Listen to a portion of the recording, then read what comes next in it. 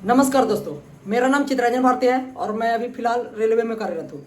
आज हम railway group D के लिए स्पेशल इस वीडियो में बताने जा रहे हैं कि आप लोग को पता ही होगा कि कल कैट का हाई कोर्ट का सुप्रीम कोर्ट का फाइनल रिजल्ट आ चुका है कि इसमें मिनिमम जो क्वालिफिकेशन रखा गया है वो है ग्रुप डी में 10th ओनली, मतलब कोई इसमें टेक्निकल डिग्री की आप लोगों को आवश्यकता नहीं है।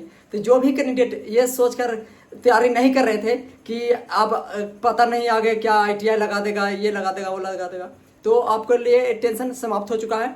तो जो भी कैंडिडेट इसके लिए सीरियस है कि हमको ग्रुप डी में एक जॉब सिक्योर करना है तो अपना पढ़ाई के लिए मेहनत करना स्टार्ट कर दीजिए, क्योंकि इससे अच्छा आपको मौका नहीं मिलेगा, क्योंकि बहुत सारे कैंडिडेट होंगे जो छोड़ दिए होंगे तैयारी करने के लिए, तो आप उससे आगे अभी निकल सकते हैं। तो जानते हैं कि हाँ, हम लोग कैसे सिलेक्शन ले सकते हैं। मेरा अगर बात किया जाए ग्रुप डी में 2018 में मेरा सिलेक्शन नहीं हो पाया था, लेकिन कैसे हमने मेहनत करके 2019 वाले वैकेंसी में, मतलब उसका जो फाइनल मेरिट 2023 में आया था उसमें हमने 84 नंबर मार्क्स गेन किए। तो जानते हैं कि कैसे आपको मेहनत करना है और क्या क्या कंटेंट इसके लिए सफिशिएंट होगा। तो सबसे पहले अगर बात किया जाए कि मेनली रेलवे में जो हर रेलवे NTPC हो, ग्रुप डी हो, सारा में कैटेगरी कवर करता है, वो 4 सब्जेक्ट मेनली कवर करता है। पहला 3 सब्जेक्ट में, लेकिन मेनली 4 क्लासीफाई करेगा।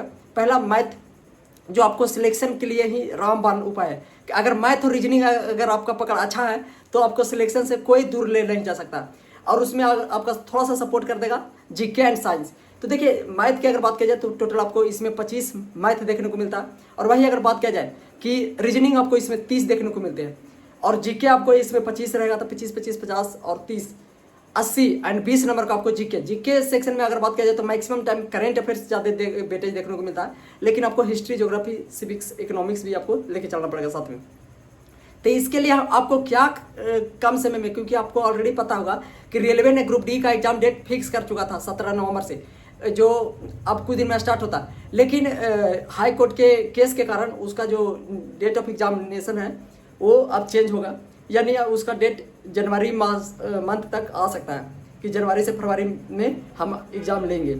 तो इसके लिए आपको 2 मंथ है, तो 2 मंथ के में आपको क्या कैसे पढ़ना है, क्योंकि आप पहले से तैयारी कर रहे हैं तो आपको मैथ की, रीजनिंग एंड GK JS का सिलेबस का समझ आपके पास है कि कैसे हमको तैयारी करना है। तो आपको अब क्या करना है, खाली प्रैक्टिस करके उसको मजबूत बनाना है। तो इसके लिए क्या करना है कि सबसे पहले जो भी आप कंटेंट यूज कर रहे हैं उसका बुक को रिवीजन करते रहे। जैसे आप GK के लिए लूसेंट यूज कर रहे हैं तो लूसेंट को पढ़ते रहिए। ये देखिए, लूसेंट जो कलर ब्लू कलर का ही लूसेंट है, तो उसको एकदम चाट जाइए, खा जाइए, उसको कैसे करके मचोड़ के उसको अच्छा से डाइजेस्ट कर लीजिए कि आपको GK उससे बाहर नहीं आएगा।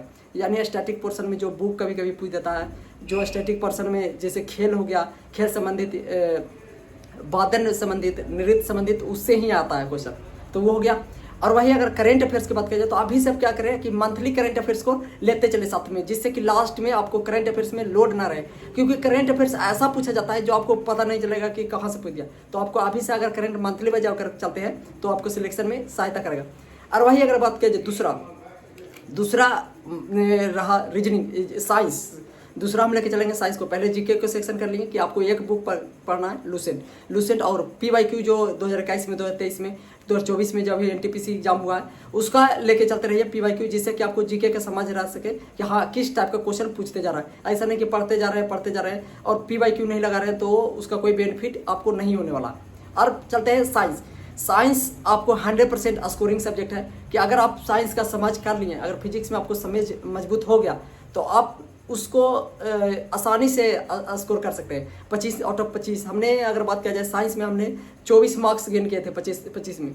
मेन पोर्शन जो मेरा गलत हुआ था वो GK का गलत हो चुका था, क्योंकि करंट अफेयर्स आया था, करंट अफेयर्स पता नहीं कहाँ से पूछा जाता है, तो GK में आप साइंस में आप कवर कर सकते हैं। मैंने अगर बात किया जाए साइंस के लिए किससे प्रीफर किया, तो ऐसा नहीं हम कहेंगे कि आप NCERT बुक पढ़िए 9th का, नहीं, अगर आपके पास समय है तो आप पढ़ सकते हैं, उससे अच्छा कुछ बुक नहीं है। लेकिन हमने अगर बात किया जाए तो प्रीफर किया PYQ जो 2018 ग्रुप डी का जो साइंस का जो पूछा था उससे, और साथ ही साथ SK झा और नीरज सर, उन्होंने NTPC का PYQ सेशन चलाया था चैप्टर वाइज, साथ ही साथ प्रैक्टिस सेट, तो उससे हमने उस वीडियो को देखा और जो भी कंसेप्ट हमको लगा कि हमको ये लिखना चाहिए, नोट्स बनाना चाहिए, उसको नोट्स बनाया।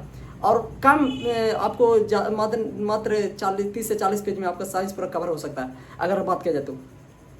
और साइंस से आपको बायोलॉजी ज़्यादा प्रीफर करना है। बायोलॉजी रेलवे में फिजिक्स में पूछा जाता है, फिजिक्स में न्यूमेरिकल आपको पूछा जाएगा, क्योंकि टेक्निकल है। ऐसा नहीं है कि आप स्टेट का एग्जाम दे रहे हैं तो बायोलॉजी ज़्यादा प्रीफर करना, नहीं, आपको फिजिक्स भी ज़्यादा पूछा जा सकता है और बायोलॉजी भी पूछा जा सकता है। तो आप लोग सबको इक्वल वेटेज दे के चलिए। आपको एक बेसिक बुक लेके रखिए, जैसे कोई भी बुक हो साइंस का वो पढ़िए, और साथ ही साथ वीडियो का सहायता लीजिए जिससे कि आपका कंसेप्ट बढ़ सके।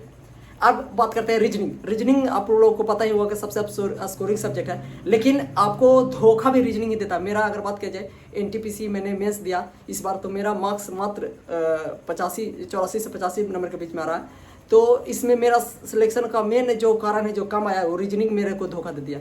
कैसे कि मैंने 4 क्वेश्चन रीजनिंग अटेम्प्ट मेरा सही होना चाहिए था 100%, लेकिन कैसे वहाँ पर हम गलती करके आ चुके हैं, जिससे मेरा मार्क्स जो 90+ बनना चाहिए था, जो मात्र इतना रह गया। तो वो रीजनिंग ही आपको धोखा देगा। तो आप लोग को रीजनिंग का इग्नोर ना करें, कि हमारा नम्र निवेदन है आप लोग से कि रीजनिंग को जितना प्रैक्टिस कर सकते हैं उतना प्रैक्टिस करें। काम समय दे 30 से 40 मिनट ही दे, लेकिन उसको प्रैक्टिस में रखें, जिससे कि आपको वहाँ सिली मिस्टेक ना हो पाए। सिली मिस्टेक हो जाता है तो वो आपके लिए गिल्टी, हमेशा के लिए गिल्टी रह जाएगा। अगर 1 मार्क्स से 2 मार्क्स से छूटते हैं तो हमेशा के लिए आपके लिए गिल्टी रह जाएगा कि हाँ, काश रीजनिंग हम अच्छा से पढ़ लेते। अगर जो चैप्टर जैसे क्लॉक हो गया, कैलेंडर हो गया, आपको समझ नहीं है उस चैप्टर के बारे में, तो आप जाके यूट्यूब से दीपक तीर्थयानी एक टीचर है राजस्थान के, वो सारा चैप्टर वो पढ़ाए हैं, तो आप उनको से प्रेफर कर सकते हैं। बहुत ही बेस्ट टीचर है और आपको ज़्यादा टाइम पास भी नहीं करते, वो कंसेप्ट पर फोकस करते हैं, तो आप उनसे पढ़ सकते हैं। अब रहा मैथ देखिए, मैथ आपको प्रैक्टिस ज़्यादा, रेलवे में ऐसा नहीं है कि ज़्यादा एडवांस मैथ सेक्शन पूछा जाता नहीं। मेंस में ही इस बार एनटीपीसी मेंस की अगर बात किया जाए तो मात्र 2 एडवांस क्वेश्चन, 1 एडवांस क्वेश्चन पूछा गया था। मैक्सिमम आपको अर्थमेटिक्स सेक्शन से रहेगा, वो भी आपको अर्थमेटिक्स में अगर बात किया जाए तो टाइम एंड वर्क हो गया, speed distance and time distance हो गया, फिर हो गया प्रॉफिट लॉस, कंपाउंड इंटरेस्ट, ये सब चैप्टर आपको बेसिक रहना ही चाहिए। परसेंटेज एंड रेशियो प्रोपोर्शन को आप अच्छा से पढ़ें, जिससे कि आपको हर एक चैप्टर पे आपको बेनिफिट मिलेगा। तो आपको ये इन्फॉर्मेशन आप लोगों को कैसा लगा? अगर अच्छा लगे, और मैं अगर मैथ की अगर बात किया जाए तो मैथ के लिए आपको प्रेफर करना पड़ेगा साहिल सर। आप देख सकते हैं साहिल सर का वीडियो, और गगन प्रताप भी PYQ का सोल्यूशन करवा रहे हैं, गगन प्रताप सर। तो PYQ सोल्यूशन जरूर कम से कम देख के जाए, जिससे कि आपका सारा मैथ कंसेप्ट क्लियर रहे कि हाँ रेलवे में ऐसा टाइप का क्वेश्चन पूछा जाता है। तो आपको ये इन्फॉर्मेशन कैसा लगा? अगर अच्छा लगे तो मेरे चैनल को लाइक कीजिए, चैनल को सब्सक्राइब कीजिए, और इसी प्रकार से, और साथ ही साथ मैं रेलवे में जो भी रेलवे से रिलेटेड, जैसे रिजर्वेशन हो गया, आपको कैंसिलेशन चार्ज हो गया कितना लगता है, ये सारा वीडियो मेरे रेलवे इन्फॉर्मेशन पर मिलते रहेगा। साथ साथ स्टडी से रिलेटेड भी, और साथ ही साथ रेलवे से जुड़े खबरों भी आप मेरे चैनल पर प्राप्त कर सकते हैं। तो मेरे चैनल को सब्सक्राइब करें, लाइक करें, और ज़्यादा से ज़्यादा शेयर करें, जिससे कि मुझे भी मोटिवेशन मिल सके कि हाँ हम आप लोग के लिए वीडियो बना पाए। धन्यवाद।